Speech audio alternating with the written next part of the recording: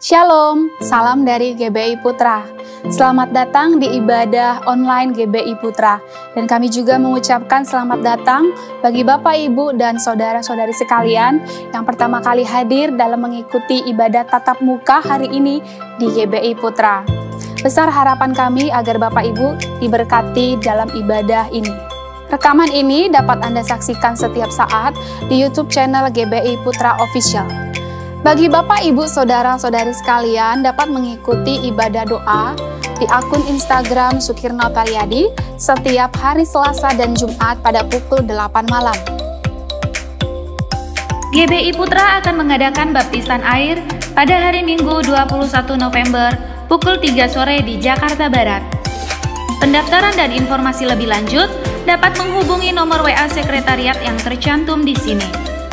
Ibadah perdana JLCC akan dimulai hari Minggu 2 Januari 2022 dan akan diadakan setiap hari Minggu pukul 10.30. Terdapat ibadah gereja anak Anchor Kids selama ibadah umum JLCC berlangsung. Kami tunggu kehadirannya.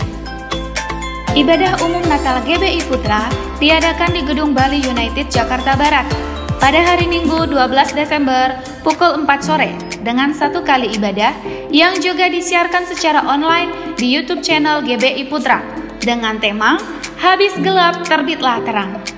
Ibadah Natal ini juga terdapat ibadah tatap muka dengan kuota maksimum 80 orang dan pendaftaran dibuka 1 minggu sebelumnya. Ibadah Natal kaum wanita diadakan di Ruko Sekretariat Green Lake pada hari Sabtu 4 Desember pukul 10 pagi dengan tema Wanita Pembawa Berkat Bagi Keluarga. Dan pendaftaran dapat melalui WA Sekretariat dengan maksimum kuota 50 orang. Hari menjadi penuh dan sibuk dalam kegiatan bersekolah, bermain dengan teman, berolahraga, atau bermain alat musik. Sehingga kita tidak ingat bahwa Tuhan adalah pusat hidup kita. Lalu bagaimana kita bisa utamakan Tuhan dalam kehidupan kita? Yuk, hadiri ibadah Anchor Kids hari ini bersama Kak Edwin dengan tema Utamakan Tuhan, pukul 10.15 pagi melalui Zoom.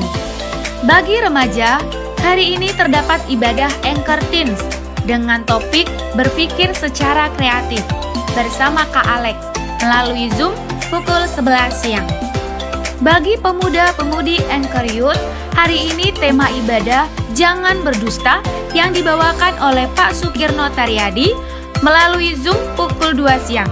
Seluruh rangkaian ibadah hari ini disiarkan live dari JLCC. Kami tunggu kehadirannya. Berikut adalah nomor WA Sekretariat untuk mendapatkan informasi mengenai seputar acara GBI Putra.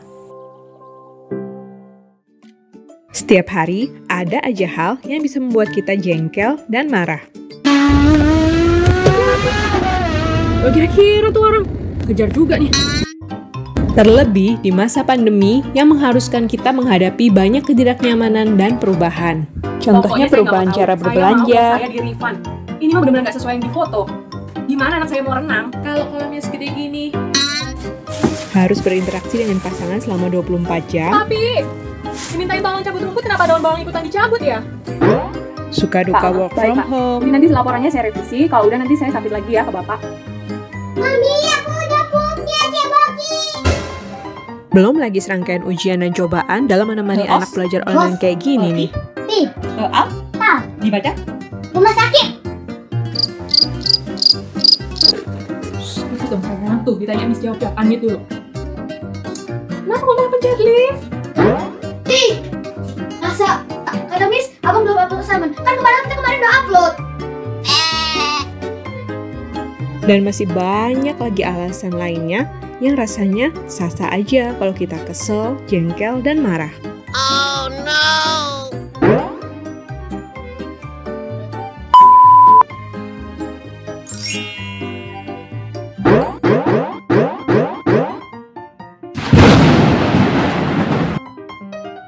Sabar, sabar, sabar.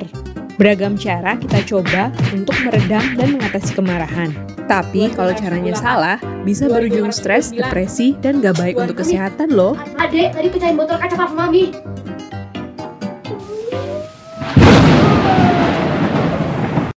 Tunggu apa lagi? Yuk daftar Parenting Webinar Series. Kali ini temanya Anger Management at Home. Dibawakan oleh pembicara Bapak Sukirno Taryadi, seorang terapis keluarga model satir.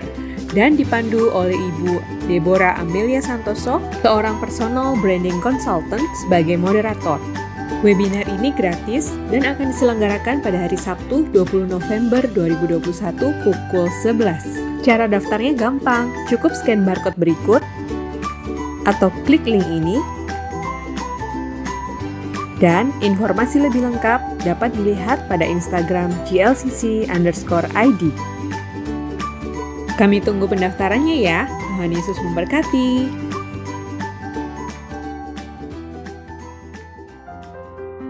Sebelum kita mulai ibadah, marilah kita berdoa.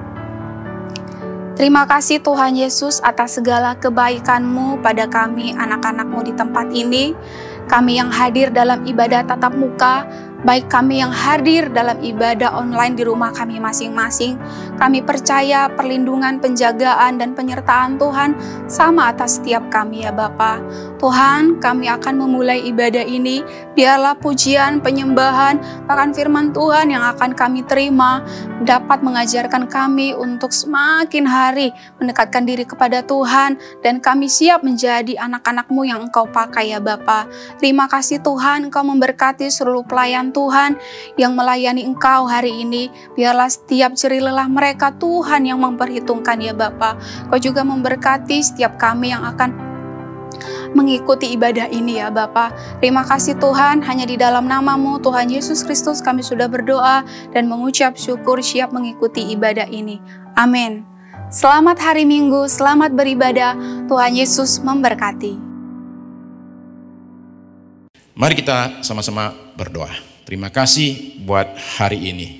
Terima kasih untuk setiap kami, baik yang hadir di sini pertama kali ikut ibadah setelah 1,5 tahun, atau yang mengikuti ibadah streaming ini pertama kali ikut ibadah ini. Hamba-Mu memohonkan suatu berkat khusus nyata atas kami sekalian. Terima kasih Tuhan buat hari ini. Terima kasih buat firman-Mu. Langit dan bumi akan berlalu ya Tuhan, tapi firman-Mu akan tinggal tetap. Dan kami pada hari ini rindukan sesuatu yang kekal dan abadi dinyatakan atas hidup kami, yaitu firman-Mu. Kiranya hari ini Tuhan boleh berbicara kepada setiap kami, dan pakai hamba-Mu Tuhan pada hari ini menyampaikan isi hati Tuhan. Kiranya urapan Roh Kudus bekerja dengan kuat melalui hamba-Mu ini kepada setiap kami yang hadir di sini. Kami diberikan tanah hati yang subur. Firman Tuhan ketika ditaburkan tidak kembali sia-sia, melainkan dia bertumbuh, dia berbuah dalam hidup kami. Dan kami siap ya Tuhan, tidak hanya semata-mata mendengar firman saja, tapi mendengar, melakukan apa yang kami dengar. Terima kasih Tuhan, dalam nama, di atas segala nama. Dalam nama Tuhan Yesus Kristus. Amin. Amin. Mari kita baca Alkitab dari Kejadian pasal yang ke-6, ayat 16 sampai 21. Kalau saudara perhatikan, kita masih terus membicarakan seri tentang 7 mujizat Tuhan Yesus di Injil Yohanes. Yohanes 6 ayat yang ke-16. Dan ketika hari sudah mulai malam, murid-murid Yesus pergi ke danau lalu naik ke perahu dan menyeberang ke Kapernaum. Ketika hari sudah gelap, Yesus belum juga datang mendapatkan mereka. Sedang laut bergelora karena angin kencang. Sesudah mereka mendayung kira-kira 2-3 mil jauhnya, mereka melihat Yesus berjalan di atas air mendekati perahu itu. Maka ketakutanlah mereka. Tetapi ia berkata kepada mereka, "Aku ini, jangan takut."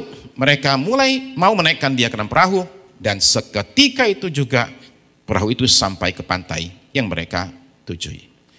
Dari semua mujizat Tuhan Yesus, yang satu ini paling berkesan buat saya. Kenapa paling berkesan? Begini loh, kasih makan 5.000 orang, buat kita tuh nggak heboh-heboh amat, oke? Ya, kayaknya buat kita sekali lagi orang Jakarta sekali pesta kawin 5.000 orang hadir biasa. Menyembuhkan orang sakit, banyak nyoba sih. Ada yang berhasil nggak? Ada. Bangkitkan orang mati, oke, agak sulit. Tapi ada yang nyoba nggak? Ada. Berapa yang berhasil? Nggak tahu. Tapi jelas ada yang berhasil, ada. Nah, saya nggak bilang 100% gagal, karena ada perintah Tuhan Yesus begini di Matius pasal 10 ayat yang ke-5. Matius 10 ayat 5. Ke-12 murid itu diutus oleh Yesus dan ia berpesan kepada mereka. Ini pesannya ya. Janganlah kamu menyimpang ke jalan bangsa lain atau masuk ke dalam kota orang Samaria, melainkan pergilah kepada domba-domba yang hilang dari umat Israel. Pergilah dan beritakanlah kerajaan surga sudah dekat. Instruksinya ada 8.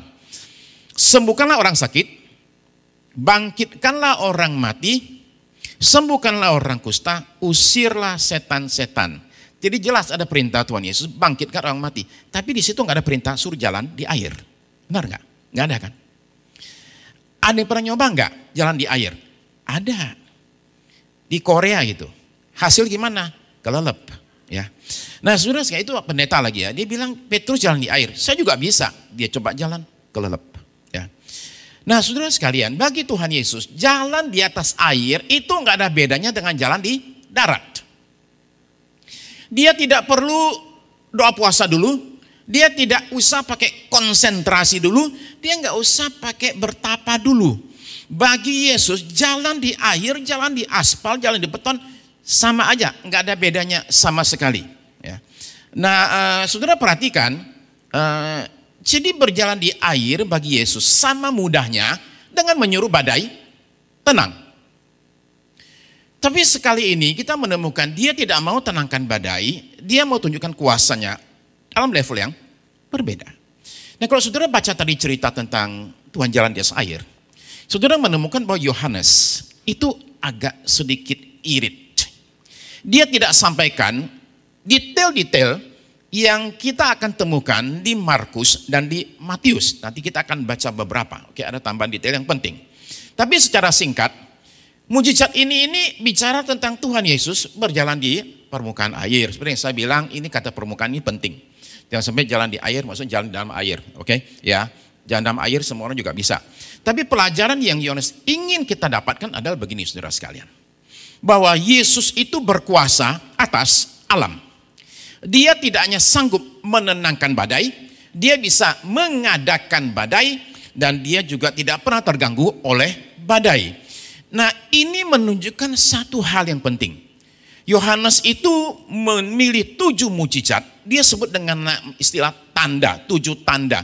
Nah semua ini dia pilih untuk kasih tahu kepada kita bahwa Yesus itu adalah Mesias, anak Allah yang hidup. Dan barang siapa percaya kepadanya tidak akan binasa, melainkan beroleh hidup yang kekal. Nah ini ditunjukkan oleh Matius. Jelas sekali, Matius 14. Ayat 33, ini cerita setelah semua berakhir, Yesus naik ke perahu dan katanya begini, orang-orang, ya, ayat 33 ya, bukan 32, 33.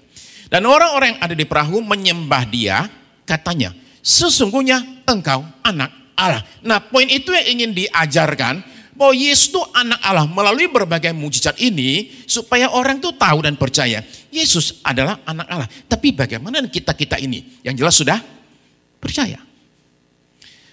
Nah Yohanes itu tidak hanya ingin orang yang tidak percaya jadi percaya, tapi dia ingin yang sudah percaya tetap percaya. Nah untuk masuk dan dapat berkat dari cerita ini Bapak Ibu sekalian, kita mesti sadar bahwa badai itu tidak selalu berupa badai fisik di laut. Tapi ini bicara badai kehidupan. Sudah pernah nggak dengar orang bilang gini? Dia sedang mengalami prahara rumah tangga. Prahara itu apa? Prahara itu kan simpel. Prahara itu kan badai.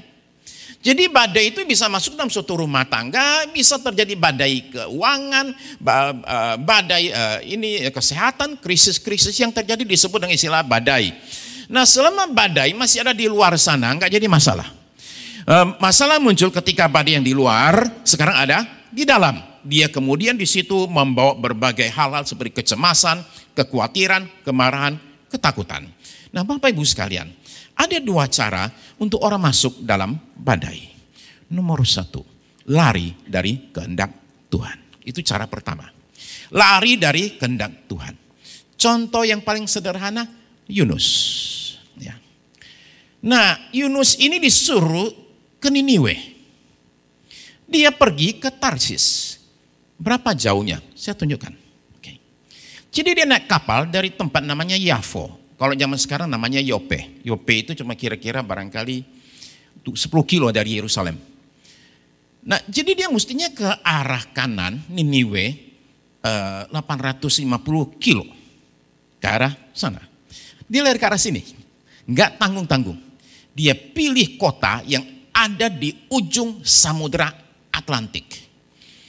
Nggak bisa lebih jauh lagi. Maka saudara menemukan bahwa ketika dia bicara tentang dia lari di situ, maka di situ tertulis katanya jauh dari hadapan Tuhan. Dia pergi ke Tarsis jauh dari hadapan Tuhan, diulang 2 kali lagi. Ya.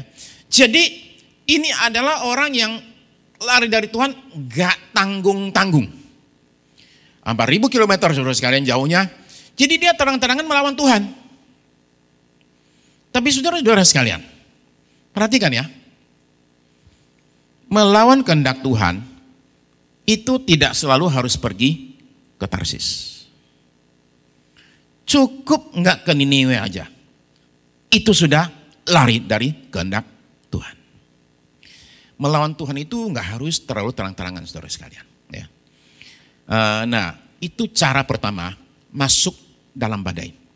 Yaitu kita lari dari kehendak Tuhan. Ada cara kedua.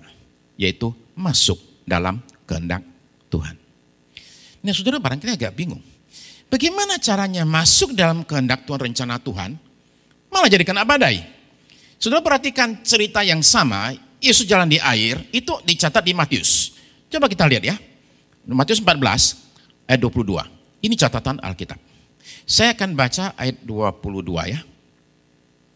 Sesudah itu Yesus segera memerintahkan murid-muridnya naik ke perahu dan mendahulunya ke seberang. Sementara itu ia menyuruh orang banyak pulang. Nah saudara supaya memahami ini, mesti ingat khotbah minggu lalu. Karena ini langsung nyambung khotbah minggu lalu. Minggu lalu adalah Yesus kasih makan kepada 5.000 orang laki-laki. Dan kemudian katanya habis makan mereka mau jadikan dia raja. Nah jadi karena itu Tuhan itu nggak mau. Jadi dia menyingkir, tapi dia barangkali agak khawatir juga. Murid-murid saya ini kayak apa jadinya nih. Maka murid-muridnya itu dia suruh, istilah kita cabut dulu, pergi dulu. Kenapa? Kelamaan di sini nih nanti bisa terpengaruh oleh massa. Jadi dibilang, oke, jalan dulu kalian. Nah, jadi Yesus itu segera memerintahkan. Jadi saudara-saudara sekalian, kita perlu perhatikan bahwa di sini ini murid-murid ini masuk ke dalam badai karena menuruti kehendak Tuhan. Jadi mentaati kehendak Tuhan bukanlah jaminan kita tidak akan kena badai. Bukan jaminan hidup bebas nyaman saudara-saudara sekalian. Terkadang itu malah bawa kita masuk ke dalam badai. Kenapa bisa demikian? Karena saudara sekalian, coba dengar baik-baik.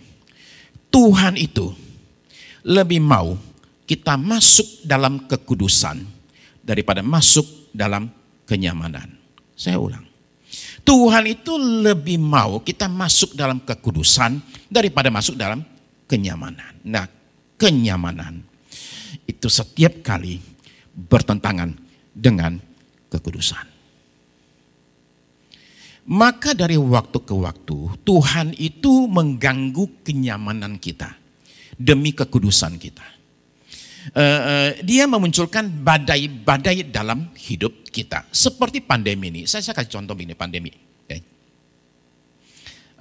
Ada orang bilang sama saya bahwa dia bersyukur karena pandemi. Bersyukur karena apa? Dia nggak jadi berdosa gara-gara pandemi. Rupanya dosa dia itu mesti dilakukan, mesti keluar rumah dulu. Oke? Jadi gara-gara pandemi nggak bisa keluar rumah. Jadinya nggak berdosa. Dan dia cerita sama saya, ternyata saya bisa loh nggak bikin dosa gitu loh, oke? Ya, gara-gara pandemi lah ya. Jadi yang ini saya maksud bahwa pada akhirnya Tuhan itu berminat kepada kekudusan kita daripada kenyamanan kita. Hidupnya jadi nggak nyaman, tapi dia nggak berdosa. Nah, Bapak Ibu sekalian, pelajaran-pelajaran terpenting dalam hidup manusia didapatkan ketika seseorang ada di tengah badai. Bukan ketika hidupnya lagi enak. Jadi ketika saudara hadapi badai, apapun juga badainya, saya cuma pengen ngomong bahwa di situ barangkali, atau saya bisa pastikanlah, di situ ada pelajaran tertentu yang kalau kita dapatkan itu, kita akan mengatakan, ini badai sebenarnya baik sekali buat saya. Nah pelajaran apa nih? Saudara sekalian, secara simpel ada dua. Saudara semua udah tahu ini mestinya. Oke. Pelajaran dari badai di Yohanes 6 adalah begini. Nomor 1, Yesus adalah Tuhan atas badai. Yesus itu adalah Tuhan atas badai. Ini yang Yohanes ingin sampaikan buat kita sekalian. Tidak ada kejadian yang bisa mengagetkan Yesus. Tidak ada badai yang bisa menggoncangkan dia. Tidak ada siapapun yang bisa gagalkan rencananya. Dan tidak ada kuasa yang melebihi kuasanya. Yesus itu adalah penguasa atas badai. Kita punya buktinya. Buktinya apa? Buktinya adalah Yohanes 6 ayat 21 tadi. Saya baca ulang ya. Mereka mau menaikkan dia ke dalam perahu. Dan seketika itu juga perahu itu sampai ke pantai mereka tujui. Perhatikan kata-kata ini. Ke pantai yang mereka tujui. Oke? Badai itu saudara-saudara sekalian bukan masalah untuk Tuhan.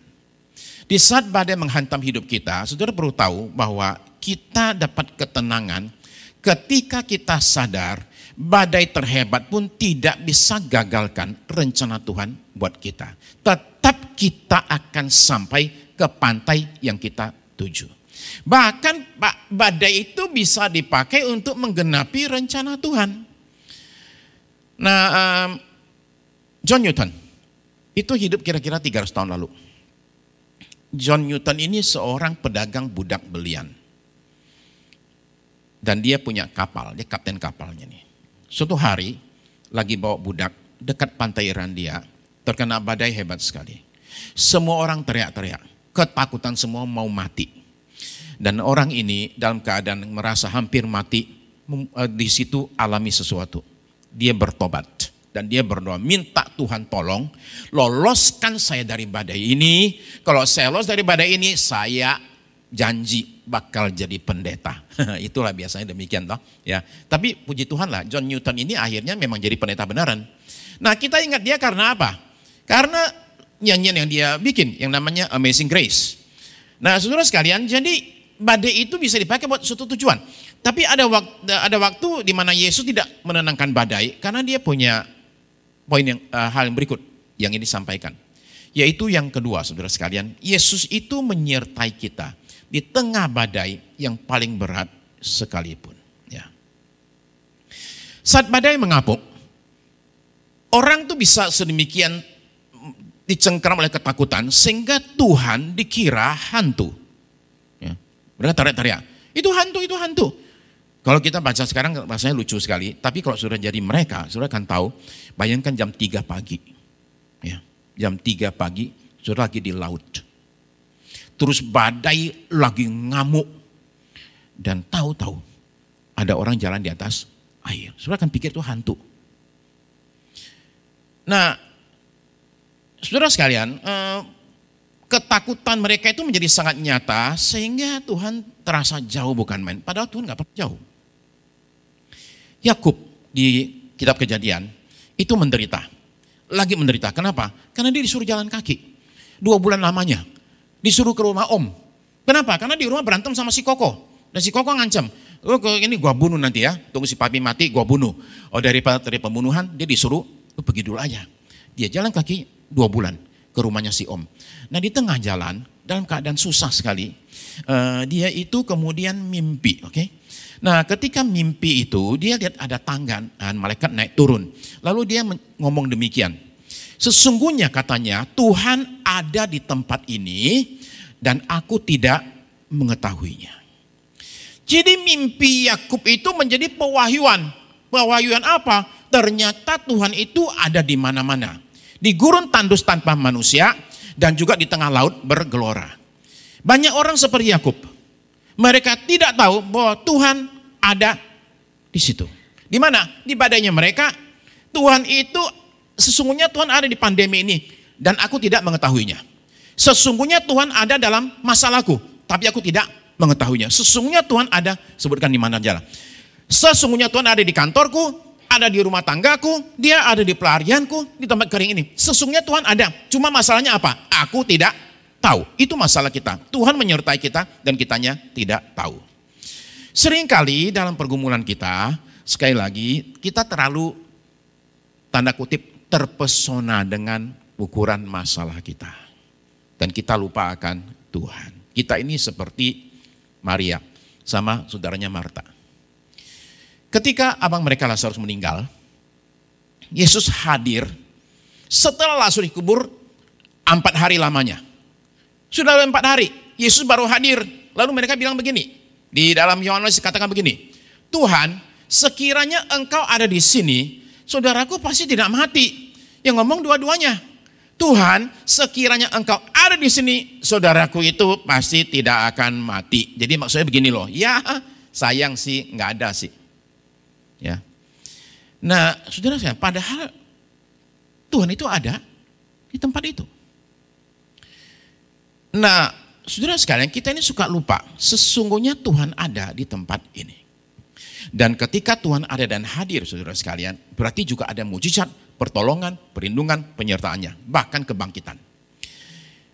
Yakub bilang gini, alangkah dahsyatnya tempat ini tidak lain dari rumah Allah, ini pintu gerbang sorga.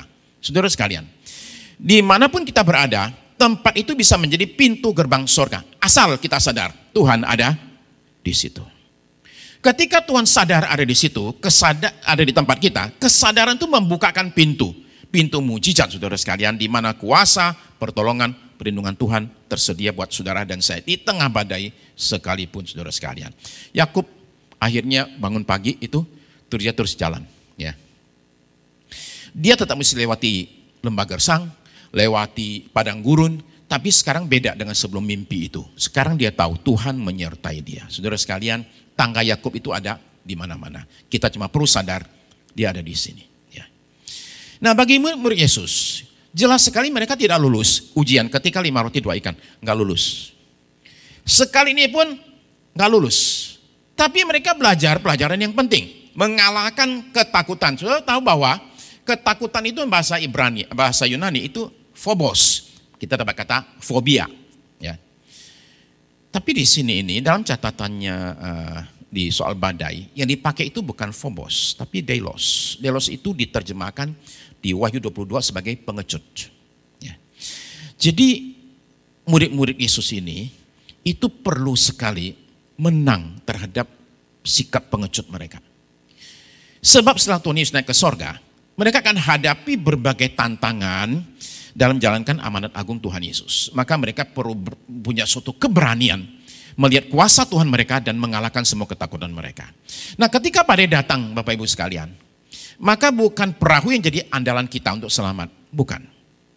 Tapi Yesus yang berkuasa atas badai. Ini penting kita pahami karena Matius tambahkan satu bagian yang penting yang ada dicatat di bagian lain. Yaitu apa? Petrus berjalan di atas air. Seperti Tuhan Yesus.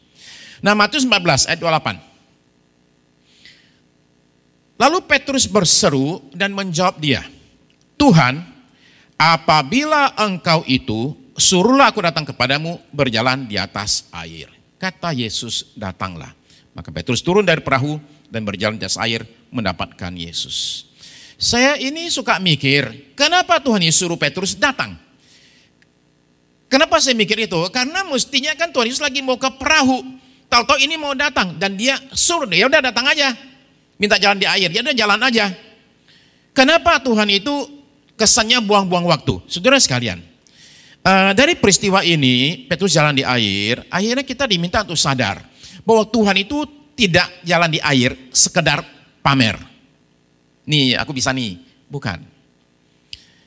Dia tidak hanya tunjukkan kuasanya, tapi supaya kita semua ini jadi beriman dan terinspirasi untuk kita menyadari kuasa yang sama tersedia buat kita sekalian. Bagaimana cara Petrus berjalan di atas air? Nomor 1, dia berani tinggalkan perahu. Ya. Nah, ini simple dong, ya enggak? Ya, otomatis lah ya. Siapapun juga yang mau jalan di air, otomatis mesti turun dari perahu. Nah, perahu ini bicara tentang andalan kita. Ini zona nyaman kita. Saudara mesti ingat ya, Petrus ini nelayan loh. Bukan orang gunung yang baru main di air. Dia nelayan dan dia tahu persis bahayanya air. Dia tahu apa yang terjadi ketika orang injakkan kaki ke air. Semua pengalaman dia, semua insting dia, semua pengetahuan dia itu menunjukkan satu hal. Kalau kakimu taruh di air, tenggelam.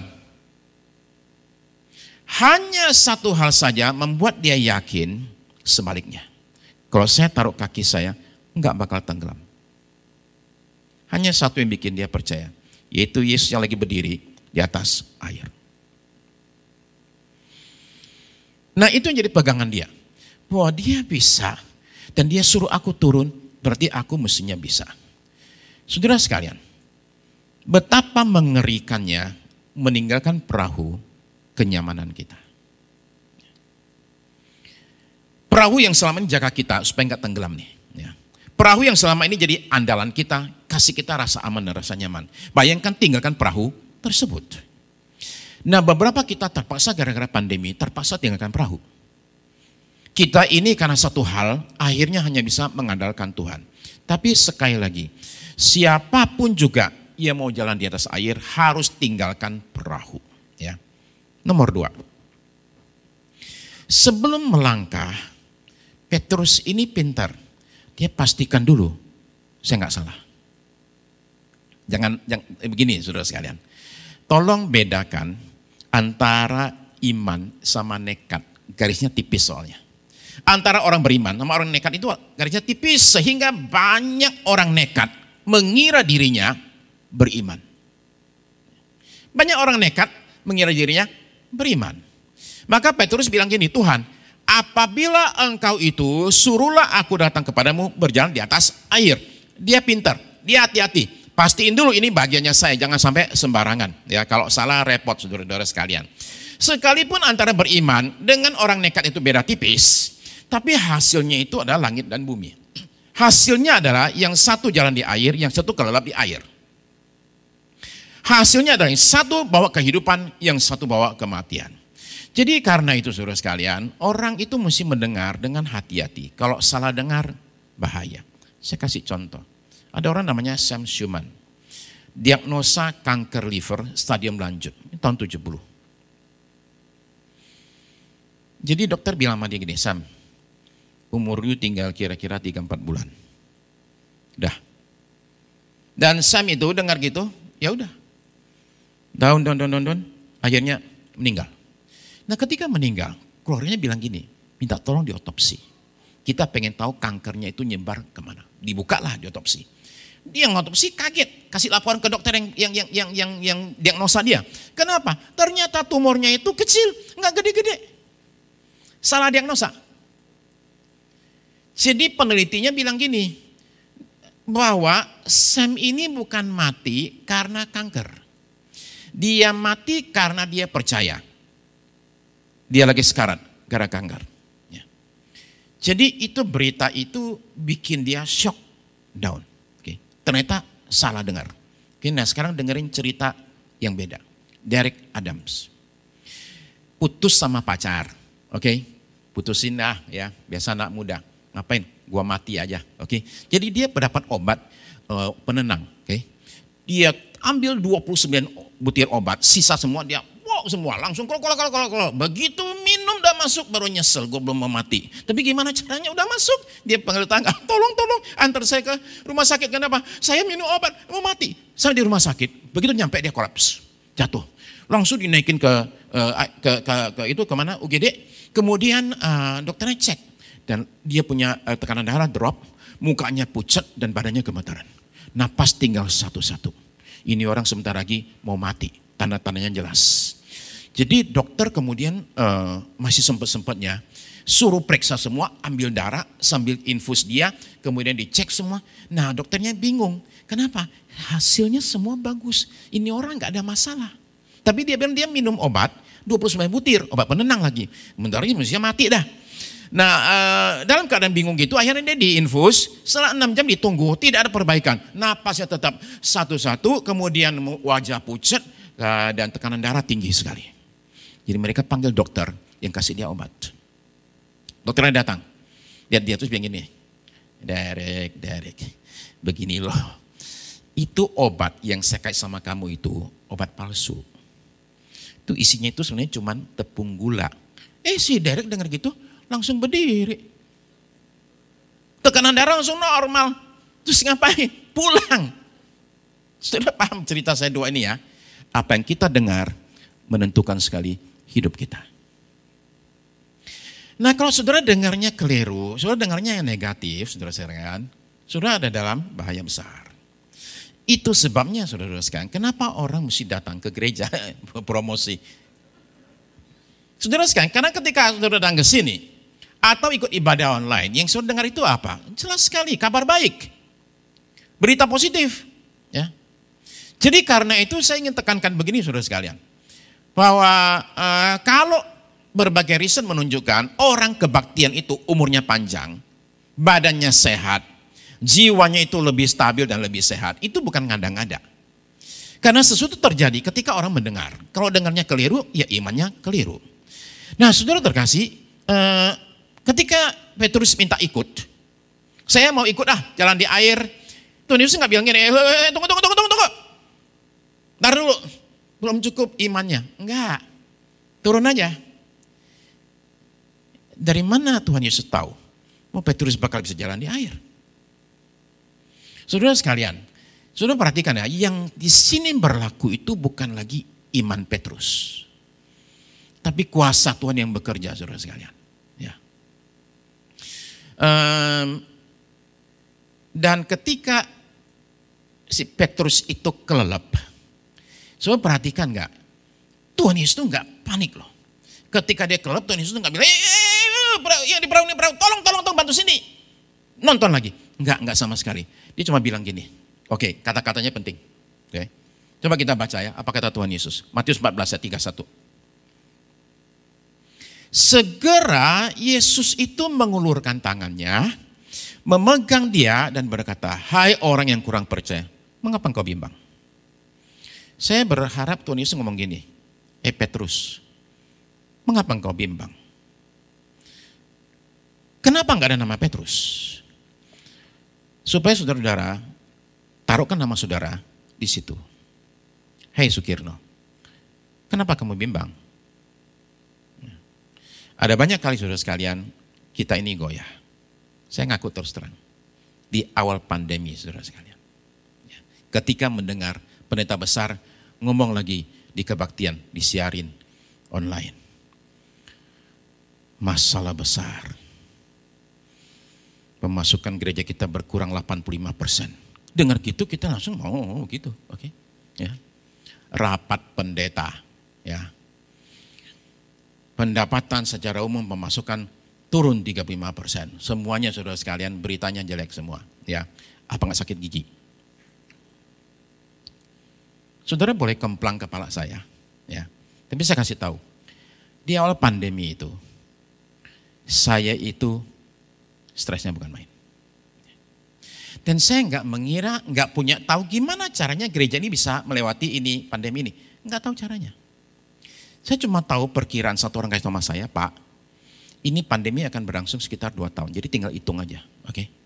Dari Maret 2020, dia bilang sampai Maret 2022. Yang ngomong ini seorang dokter di Inggris, anak Tuhan. Dia bilang kalau ada vaksin 2 tahun. Jadi hitung aja, Maret 2020, Maret 2022, itu aja. Okay. Nah tapi saudara sekalian, saya tidak yakin bahwa kita bisa bertahan 2 tahun. Tapi dalam situasi di tengah pandemi, kita itu kemudian selesaikan pembelian Green Lake dan renovasi Green Lake. Ya. Ini sesuatu yang sama sekali di luar pemikiran saudara sekalian. Ya. Nah saudara terkasih, Samuel ketika menang melawan Filistin, itu dia bikin satu tugu dan berkata, Ebenezer, sampai di sini Tuhan tolong kita. Saudara-saudara sekalian, Ebenezer bukan sekedar sampai di sini Tuhan tolong kita. Tapi Tuhan juga tidak akan berhenti menolong kita. Dia akan terus menyertai kita saudara sekalian sampai seterusnya, sampai kepada kesudahannya. Saya tidak tahu berapa saudara yang lagi hadapi ibadah hari-hari ini. Termasuk yang ibadah melalui streaming saudara sekalian. Saya tidak tahu angin apa yang sedang melanda perahu kita. Yang saya tahu cuma satu hal. Dalam momen begini, sekalipun kita merasa kecil dan ketakutan, tapi izinkan Yesus naik ke dalam perahumu. Karena terjadi sesuatu ketika Yesus naik ke perahu. Otomatis kata Yohanes, laut langsung tenang. Jadi ketika Yesus datang dan masuk, maka mujizat terjadi. Mari kita berdoa. Saja kita semua yang untuk kita boleh sama-sama bangkit berdiri, saudara sekalian. Saudara terkasih, pada hari-hari ini semua kita perlu memberi ruang kepada Yesus untuk dia masuk dalam diri kita. Dan jika saudara pada hari ini mengatakan, saya perlu Tuhan tenangkan badai dalam diri saya mau ajak saudara pada saat ini untuk izinkan Yesus datang dengan kuasanya, dengan kasihnya yang besar, supaya ketika dia masuk dalam perahu kita, maka badai itu semua menjadi berhenti. Terima kasih Tuhan Yesus.